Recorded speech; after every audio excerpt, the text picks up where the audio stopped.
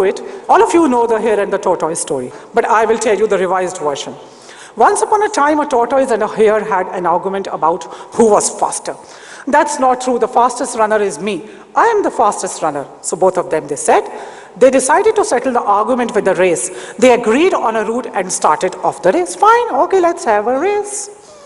The hare shot ahead and ran briskly for some time. Then, seeing that he was far ahead of the tortoise, he thought he will sit under a tree for some time and relax before continuing the race.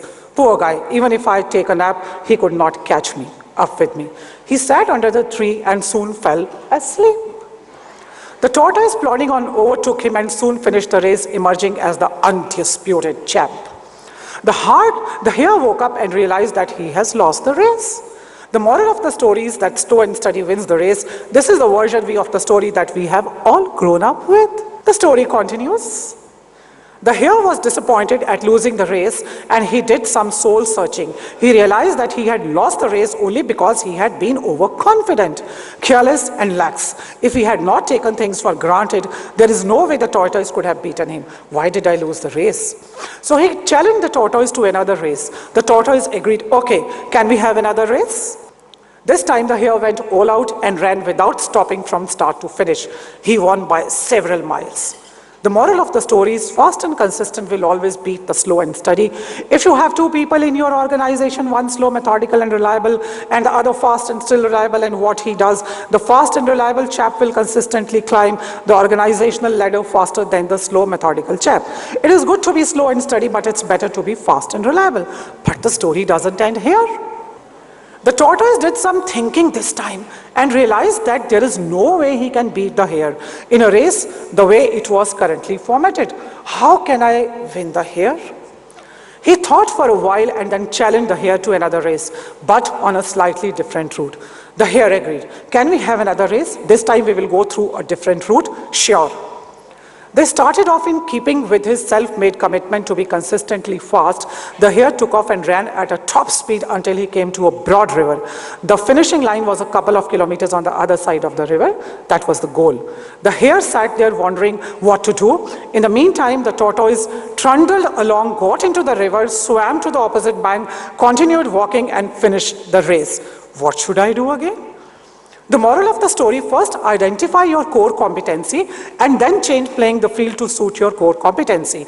In an organization, if you are a good speaker, make sure you create opportunities to give presentations that enable the senior management to notice you. If your strength is analysis, make sure you do some sort of research, making a report and send it upstairs. Working to your strengths will not only get you noticed, but will also create opportunities for growth and advancement.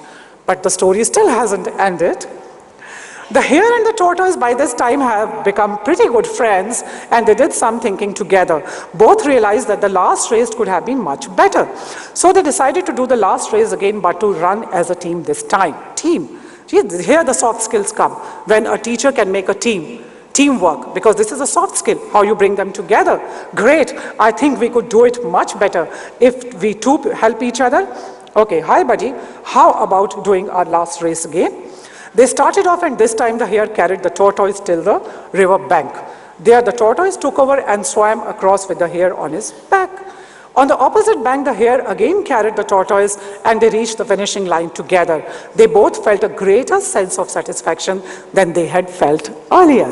The moral of the story, it is good to be individually brilliant and to have strong core competencies, but unless you are able to work in a team and harness each other's core competencies, you will always perform below par because there will always be situations at which you will poorly and someone else does well. Teamwork is mainly about situational leadership, and soft skills are about situational leadership.